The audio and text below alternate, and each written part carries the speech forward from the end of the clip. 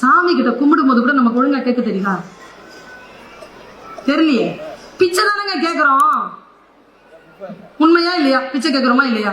எங்க பாலவாயன் ஐயா சொல்லுவாரு, மசூதிக்கு போ, சர்ச்சுக்கு போ, கோயிலுக்கு போ, வெள்ள பிச்சைக்காரன் உட்காந்துருப்பாங்க. ஏன் அப்படின்னா உள்ள ஓவர் கிரௌடு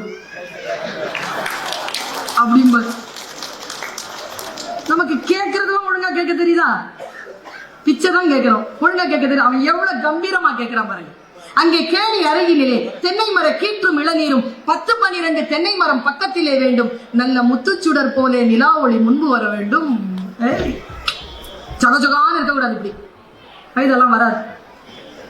முத்துச்சுடர் போல நிலா ஒளி முன்பு வர வேண்டும். ஓஷோ சொல்வார், வெளிச்சமாக இருக்கின்றவர்கள் தற்கொலைக்கு முயற்சி செய்கிறார்கள், மிதமான வெளிச்சத்திற்குள் வாழ்க்கையை வாழக்கூடியவர்கள் வாழ்ந்து ஜெயிக்கிறார்கள் என்பார் ஓஷோ.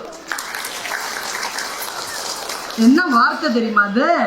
நல்ல முத்துச்சுடர் போலே நிலா ஒளி முன்பு வர வேண்டும். அப்புறம் மியூசிக் வேணும், அங்கே கத்தும் குயிலோசை சற்றே வந்து காதில் பட வேண்டும்.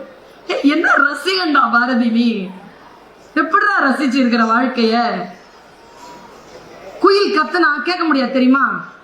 அதனால அது வால்யூம் குறைச்சாம் பாருங்க, அதான் ரசனை. அங்கே கத்தும் குயிலோசை சற்றே வந்து காதில் பட வேண்டும். அப்புறமா கொஞ்சம் நிதானிக்கிறான், வேற என்ன வேணும் உனக்கு? நான் போனேன், எனக்கு லேட் ஆகுது, எனக்கு வேலை இருக்குதுன்னு. அங்கே பாட்டு கலந்திடவே ஒரு பத்தினி பெண் வேண்டும். சாங்ஷன், எங்கள் கூட்டுக்களியினிலே கவிதைகள் கொண்டு தர வேண்டும். நான் வெறும் இந்த சிற்றின்பத்தில் இருந்து விடக் கூடாது தாயே, நான் கவிதைகள் தர வேண்டும். எல்லாம் கிடைச்சிருச்சாங்க பாரதிக்கு? நமக்கு கிடைச்ச எல்லாம் கிடைச்சிருச்சா? நம்ம கேட்கிற எல்லாம் கிடைச்சிருச்சா? நாம எங்க நிக்கிறோமோ அங்கிருந்து ஏறினாம் பாருங்க பாரதி. அங்கிருந்து ஏறி நின்னு சொன்னான், ஏய் பராசக்தி, எல்லாம் கொடுத்துட்ட, தேங்க்ஸ் சொன்ன. சரி நான் போயிட்டு வரேன். போக முடியாது, நில்லு. என்னடா சாமி வேணும்? நான் எல்லாம் தான் கொடுத்துட்டேனே, வீடு கேட்ட, வைஃப் கேட்ட, சூழல் கேட்ட, எல்லாம் கேட்ட, எல்லாம் கொடுத்துட்டேன். இதுக்கு மேலே உனக்கு என்ன வேணும்? அந்த காட்டு வெளியினிலே அம்மா உந்தன் காவல் உற வேண்டும். செக்யூரிட்டியா நிக்க சொல்றாங்க. அந்த அம்மாக்கு கோபம் வந்துருச்சு. என்னடா விளையாட்டா? நீ கவிதை எழுதுறதுக்கு பாத்துக்கிட்ட நான் செக்யூரிட்டியா நின்னா இந்த பெரம்பலூர்ல ஏதோ வந்து பேசிட்டு இருந்த இந்த பர்வீன் சுல்தானா, அவ யாரா பாத்துக்கிறது? அவ பேச்சை நம்பி ஆயிரக்கணக்கில் வந்து சேர்ந்து இருக்குதுங்களே, இதுங்களை யாரா பாத்துக்கிறது? என் மக்களை நான் பார்க்க வேண்டாமா? இந்த உலகத்தை நான் பார்க்க வேண்டாமா? பாரதி சொன்னா பாருங்க, அதுதாங்க வாழ்வினுடைய உன்னதம். அதை நான் கேட்கிறேன், அதை நான் வாசிக்கிறேன், நான் உணர்கிறேன், என் நிலை உயர்கிறது. அவன் சொன்னா, அம்மா நீ என்ன பாத்துக்கமா, நீ பாக்குறன்னு சொல்ற இந்த உலக வேலையை என் பாட்டு பாத்துக்குமான்னு. என் பாட்டு திறத்தாலே இவ்வையத்தை பாலித்திட வேண்டும் என்று பாடியவன் மகாகவி பாரதி. ரசனை என்பது அடுத்தவர்களை உயர்த்த வேண்டும். நான் ஒரே ஒரு விஷயத்தை சொல்றேங்க. நான் ஒருத்தர் இருந்தாங்க, உங்க ஊர் வீட்டுல எல்லாம் எப்படின்னு தெரியாது, பொம்பளைங்களை அடிக்கிறவங்க இருக்காங்களா? நான் சொல்லித்தரேன் அதை எப்படி எதிர்கொள்றதுன்னு. அப்புறமா தனியா பொம்பளை பிள்ளைங்களுக்கு மட்டும் ஒரு கூட்டம் போடுங்க, அடிப்பாங்கல்ல. அவன் எப்ப பார்த்தாலும் கொண்டாடி அடிச்சுட்டு இருப்பாங்க. அவனை ஒரு நாள் போலீஸ் பிடிச்சிட்டு போயிடுச்சு. ஒன்னும் செய்யல, அவன் ஒரு மாதிரியா இருந்தான்னு பிடிச்சிட்டு போய், ஒரு மாதிரியா இருக்கிறவங்க தானே வைஃப் அடிக்கிறாங்க. போலீஸ்ல பிடிச்சிட்டு போயிட்டாங்க. பிடிச்சிட்டு போன உடனே நைட் எல்லாம் போட்டு அடிச்சிருக்காங்க. அடிச்ச உடனே காலையில நீ தப்பு செய்யல, போயிட்டு வந்துட்டான். அவன் வந்துட்டு அன்னைக்கு வந்து வைஃப் கிட்ட மன்னிப்பு கேட்டான். தப்பு செய்யாத போது அடி வாங்குறது எவ்வளவு கஷ்டம்னு எனக்கு தெரிஞ்சு போச்சு, இனிமேல் நான் அவனை அடிக்க மாட்டேன். இப்படி ஒரு கதைங்க, இப்படி ஒரு கதையை நான் படிக்கிறேன். இப்படி ஒரு கதையை அடிக்கிறவன் படிச்சா எப்படி இருக்கணும்? அவன் போலீஸ் கிட்ட அடி வாங்காமலேயே திருந்துவானா இல்லையா? இதுதான் இலக்கியம் செய்யும். இலக்கியத்தினுடைய விஷயமே ஒரு அனுபவத்திற்குள் போய் அதை பெற்றுக்கொள்வதற்கு முன்னால் சிந்தனையின் மூலமாக ஒரு அனுபவத்தை பெற்றுக்கொள்ளுதல். சிந்தனையின் மூலமாக அனுபவத்தை பெற்றுக்கொண்டு ஒரு நிலையில் இருந்து இன்னொரு நிலைக்கு உயர்தல். எனக்கு எப்பவுமே பெரம்பலூர் பேச்சுக்கு வரணும் அப்படின்னு சொன்னா எதையாவது ஒரு அசைவா ஏதாவது சொல்லிட்டு போனோங்கிறது எனக்கு விதித்த விதி. ஏதாவது ஒரு ஆழமா ஒரு விஷயத்த சொல்லிட்டு போனோம். வைராக்கியத்துடன் இருங்கள். வைராக்கியம் இருக்கட்டும். வைராக்கியம் இல்லை என்றால் முன்னேற முடியாது. வைராக்கியம் என்பது லௌகீக விஷயங்களின் பால் ஓடுவதல்ல. லௌகீக விஷயங்களில் இருந்து நகர்ந்து நின்றும் கூட நம்முடைய எஸ்டாப்ளிஷ்மெண்ட் இருக்குல்ல, நம்முடைய உயர்வு இருக்கு இல்லையா, அந்த உயர்வை தக்க வைத்தல், அந்த வைராக்கியம் நமக்கு இருக்க வேண்டும் என்பதற்காக இந்த கருத்தை சொல்லிவிட்டு போகிறேன். இந்த பாலும் பழமும் அப்புறமா இந்த பாவ மன்னிப்பு, இந்த பாப்பாலேயே ஒரு படம் எடுத்தாரு யாருங்க, சாபாஷ் பீம் சிங். இந்த பெரியவங்களுக்கு தாங்க இந்த பேர் தெரியுது, சின்ன பிள்ளைகளுக்கு தெரியல. அவர்களுக்கு தெரியப்படுத்தணும், நம் வரலாறு நமக்கு தெரியணும். பாருங்க, அந்த சொல்லுல அந்த பீம் சிங்குடைய பையன் ஒருத்தர் இருக்காரு. அவர் யாரு தெரியுமா? இருக்காது, பி லெனின், படத்தொகுப்பாளர். எங்க பட்டுக்கோட்டை கல்யாண சுந்தரம்ன்ற அந்த டிவிடிக்கு அவர் தான் வந்து எடிட்டரா இருந்தவர். Is a legend. இந்த லெஜெண்ட் அப்படிங்கிற சொல் என்ன ரொம்ப சமீப காலமா கொடையுது. பெட்டர் பெஸ்ட் எல்லாம் இல்ல, இப்பெல்லாம் லெஜெண்ட் தான். லெஜெண்டா இருக்கணும். எக்ஸலண்ட் எல்லாம் பேசிட்டு இருந்தேன் நான் ஒரு 3 வருஷத்துக்கு முன்னால. இப்போ எக்ஸலண்ட் எல்லாம் பேசுறது இல்ல. Better best excellent, no no no no, legend அப்படி நிக்கணும். தமிழ் வார்த்தை என்னன்றதை திருமாறன் சார் சொல்லுவாரு, எனக்கு தெரியல. நான் தயிர் பச்சடி, வெங்காய பச்சடி, PhD எல்லாம் படிச்சிருக்கிறேன், தெரியல எனக்கு. ஆனா என்னன்னா, ஐ படத்துல சொல்லி இருக்கிறாரு ஒரு டயலாக்ல, அதுக்கும் மேல.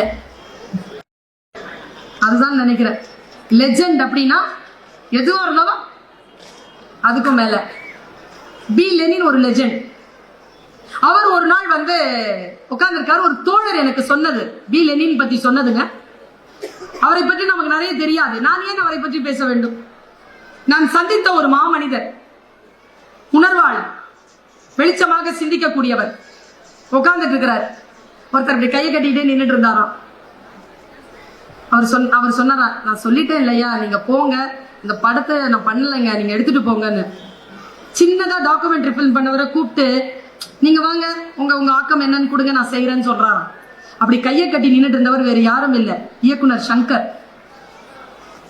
எடுத்துட்டு போன்னு சொன்ன படம் வேற எதுவும் இல்ல, எந்திரன். பணமாட்டேன்னு சொல்லிட்டாராம். பாருங்களேன், பணமாட்டேன்னு சொல்றதுக்கு என்னங்க, ஒரு சிறிய வாய்ப்பு இருந்தாலும் அந்த வாய்ப்பு எனக்கு கிடைக்காதா என்று 4 தடவை கும்பிடு போடுகின்றவர்கள் மத்தியில், எனக்கு உடன்பாடு இல்லை என்றால் நான் அதை செய்ய மாட்டேன்னு சொல்ற துணிச்சல் இருக்கின்றவர்கள் எனக்கு என்ன பார்த்தா அவங்க அதுக்கு மேலதான். யார் நின்னாலும் அதுக்கு மேல அவங்க. சில விஷயத்துக்கு நோ சொல்லணுங்க, சில விஷயத்துக்கு எஸ் சொல்லணும். இது நமக்கு இருக்குதா? எவ்வளவு பெரிய ஒரு ருசி தெரியுமா இது? இந்த ஆட்சி, உள்ளுக்குள் இருக்கக்கூடிய இந்த எழுச்சி எப்பொழுது சாத்தியமாகிறது? மனதிற்குள், சிந்தனைக்குள் சில திரைகள் விலகுகின்ற பொழுது, பெறுவதற்கும் இழப்பதற்கும் ஒன்றும் இல்லை என்கின்ற ஞான வெளியில் நிற்கின்ற பொழுது இது சாத்தியமாகும். பாருங்க, அவர் சொன்னாருங்க, அவரை நான் என்னுடைய பேச்சுக்காக என்னுடைய கல்லூரிக்கு கூப்பிட்டு இருந்தேன். ஒரு ஜொல்லாம் பை போட்டு குழந்தை மாதிரி வந்தாருங்க. நான் வந்து எப்பவுமே இந்த புத்தக கண்காட்சியில சரவணன் தர்றதில்ல, வாழ்த்துக்கள் சரவணன், பூங்கொத்து கொடுப்பாங்க தெரியுமா? எனக்கு அந்த பூங்கொத்து கொடுக்கறதுல ஒரு வித்தியாசமான ஒரு சிந்தனை உண்டு. பெர்னாட் ஷா தான் எனக்கு அதற்கு வழி தந்தான். உங்களுக்காக புரிஞ்சுக்க முடியுதா பாருங்க. பூக்கள் உயர்ந்தவை, சரியா? பூக்கள் உயர்ந்தவை. நாம் உயர்ந்ததாக யாரை கருதுகிறோமோ அவர்களுக்கு அந்த பூக்களை கொண்டு வந்து அவர்களிடத்தில் கொடுக்கிறோம், சரியா? உயர்ந்த ஒன்றை கொண்டு வந்து உயர்ந்த ஒருவருக்கு பரிசாக தருகிறோம், அப்படிதானே? பெர்னாட் ஷா சொல்லுகிறான், நீ யாரை உயர்ந்ததாக நினைத்தாலும் அந்த பூ அவர்களை விட உயர்ந்தது என்று பேசுகிறார் பெர்னாட் ஷா. பூக்களை தரிசிக்க வேண்டுமா? புறப்பட்டு போ. எங்க பூ மலர்தோ அங்க போய் நின்னு பாரு, எடுத்துட்டு வந்து கொடுக்காத, அது பூக்களுக்கு செய்கின்ற கண்ணிய குறைவு என்று பெர்னாட் ஷா பேசுகிறார். என்னுடைய மேடையில் இருக்கக்கூடிய பூச்சாடிகளில் நான் பூக்களை வைப்பதில்லை, காரணம் குழந்தைகளின் தலையை வெட்டுவதில் எனக்கு உடன்பாடு இல்லை என்று பேசுகிறார். ஆணி பண்ணுங்க, அதாவது சுற்றுச்சூழலியலாளரை நான் கண்ணியப்படுத்துகின்ற பொழுது அவருக்கு சொன்னேன், இந்த மேடையில் இருக்கக்கூடிய அத்தனை பேரை விடவும் நீங்கள் தான் இந்த உலகத்திற்கு முக்கியமானவர் என்று நான் சொன்னேன். அவரிடத்தில் சொன்னேன், பூக்களை கொடுக்க மாட்டோம் எங்க காலேஜ்ல, பழங்களை கொடுப்போம். சரவணன், பழங்களை கொடுப்போம். யாரேனும் பேசுவதற்கு வந்தால் அவர்களுக்கு பழங்களை கொடுப்போம். அதை ஒரு ஒரு பொக்கே மாதிரி பண்ணி கொடுப்போம், பழங்களுடைய பொக்கே. ஆனால் பழங்களை விட உயர்ந்தவை புத்தகங்கள். அதை கொடுப்பதற்கு நன்றிகள். அந்த பழங்களை நாங்க கொடுத்தோம். கொடுக்கும் போது அவர் வெளியில வேகமா போயிட்டாருங்க. சின்ன குழந்தை மாதிரி நான் அவர் பின்னால ஓடுறேன். ஐயா ஃப்ரூட் பொக்கே விட்டுட்டு போயிட்டீங்கன்னு. அவங்க கேட்டாங்க, ஃப்ரூட் பொக்கே விட்டுட்டு போயிட்டீங்கன்னு சொல்ல வந்தியே, ஃப்ரூட் பொக்கே எடுத்துட்டு வந்தியான்னு கேட்டாரு. அது டிபார்ட்மெண்ட்ல இருக்கியா, ஒரு நிமிஷம் ஏன் எடுத்துட்டு வந்துடுறேன்னு. இல்ல இல்ல நானே வரேன் அப்படின்ட்டு இந்த ஜோல்லா பய மாட்டிக்கிட்டே வந்தாருங்க. என்னன்னு தெரியல, எங்களுடைய இந்த புயல்ல 2 மரம் சாஞ்சிருச்சு. ரொம்ப அழகா ஒரு சோலைகளுக்கு மத்தியில் இருக்கும் என்னுடைய கல்லூரி. தயவு செய்து சென்னை வந்தீர்கள் என்றால் என்னை சந்திப்பதற்கு கல்லூரிக்கு வாங்க. ரொம்ப அழகான ஒரு டிபார்ட்மெண்ட்ல அந்த துறையில நாங்க இருக்கோம். அவர் வந்தாரு, அவருக்கு என்னமோ குஷி ஆயிடுச்சு, வந்து உட்கார்ந்தாருங்க. அப்படி சொல்லிட்டு ஒரு விஷயம், பரவாயில்ல ஏதோ சொல்ல தோணுது சொல்றேன் அப்படின்னாரு. சொல்லுங்க யாரு. அவர் சொன்னது அப்படியே நான் உங்களுக்கு சொல்றேங்க. கொஞ்ச நேரம் தாங்க பேசினாரு. அப்பா, சில பேர்களுடைய சொற்கள் பாருங்களேன், என்ன மாதிரி ஆர்ப்பாட்டமாகவும் அழகாகவும் பேசுகின்றவர்களுடைய பேச்சை கேட்டு நமக்கு பழக்கம்.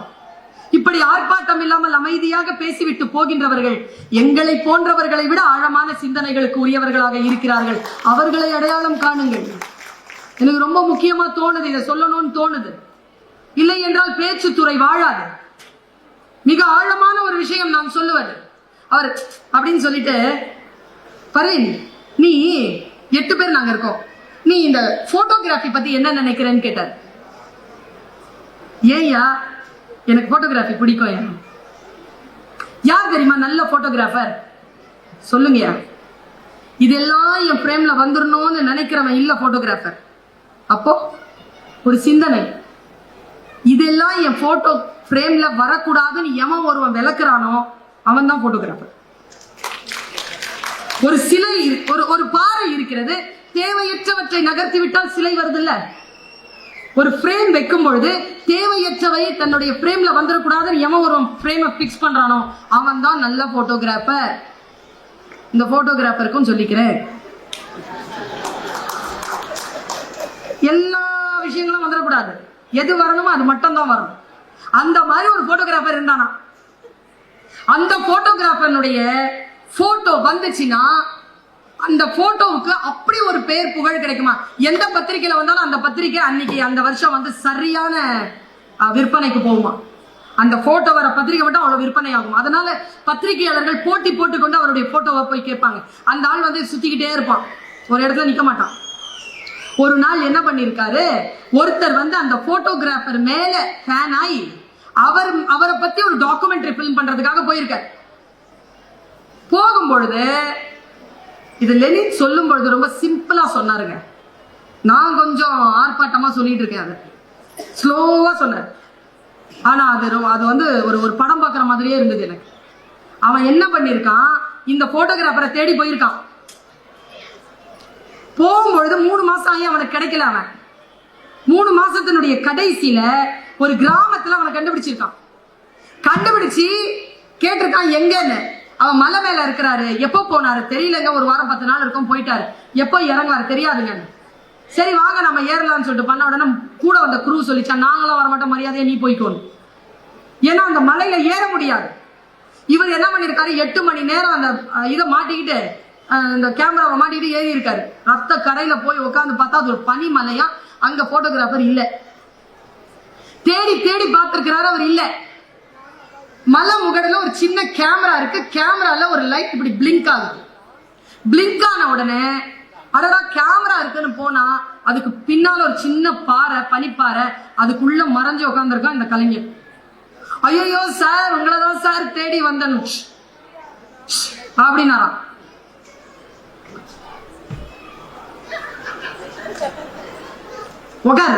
உட்காந்து சார் உங்க படம் எனக்கு ரொம்ப பிடிக்கும் சார்.